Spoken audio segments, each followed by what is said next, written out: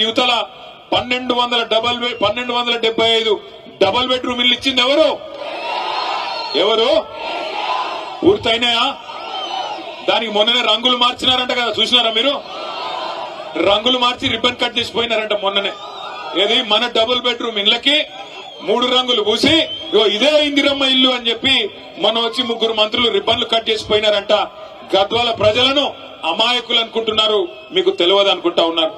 జిల్లా చేయడం మాత్రమే కాదు, మీకు మెడికల్ కాలేజు నర్సింగ్ కాలేజ్ చేయడం మాత్రమే కాదు, ఇదే గద్వాల తాలూకాలో సాగునీరు సమృద్ధిగా అందాలని చెప్పి ఇటు మొత్తం జిల్లాలో అటు గట్టు ఇటు తుమ్మిళ్ళ 2 లిఫ్ట్ ఇరిగేషన్ ప్రాజెక్టులకి శంకుస్థాపన చేసింది ఎవరు?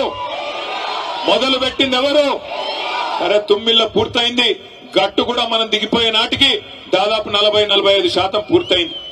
40-45% పూర్తయిన గట్టు ఎత్తిపోతల పథకాన్ని ఇవాళ పండబెట్టి మరి నీళ్లు ఇవ్వకుండా ఎండబెడుతున్నది ఎవరు?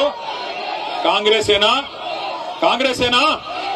22 నెలలు అయిపోయింది, ఇంకో 2 నెలలు అయితే 2 ఏళ్లు నిండిపోతుంది. ఎన్ని మాయ మాటలు, ఎన్ని రకాల మాటలు. మరి ఇన్ని పనులు చేసి ఇవాళ గద్వాలకు మేము వస్తుంటే ఒక కాంగ్రెస్ నాయకుడు అడుగుతున్నాడు, ఏం ముఖం పెట్టుకొని వస్తున్నారు అని అడుగుతున్నాడు గద్వాలకి. మనకి ముఖం లేదా ఇడికి రానికే?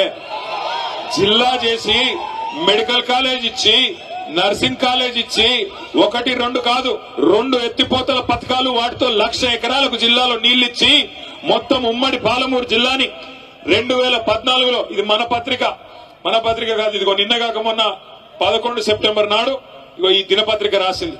ఏం రాసింది? నాడు బీళ్లు నేడు సిరులు.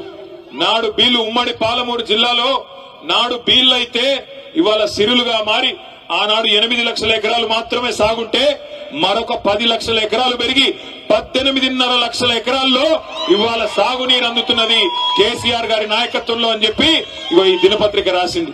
ఇవన్నీ ఇట్లా ఉంటే ఒక ఆయన కూడా అడుగుతాడు, ఏం ముఖం పెట్టుకుని వస్తున్నారని. నేను ఇవాళ అడుగుతా ఉన్న కాంగ్రెస్ పార్టీని, కాంగ్రెస్ నాయకులని. ఇక్కడ నిన్నగాక మొన్న పార్లమెంట్ ఎన్నికల్లో నేను గద్వాలకి ఆర్ఎస్ ప్రవీణ్ గారిని గెలిపించాలని చెప్పి ప్రచారంలో భాగంగా ఇక్కడికి వచ్చిన. ఆనాడు మీ ఎమ్మెల్యే కృష్ణమోహన్ రెడ్డి ఏం చెప్పినాడు?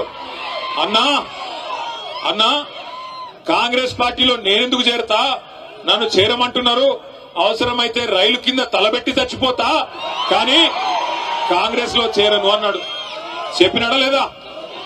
అదే చౌరస్తా. ఏం చౌరస్తా అది?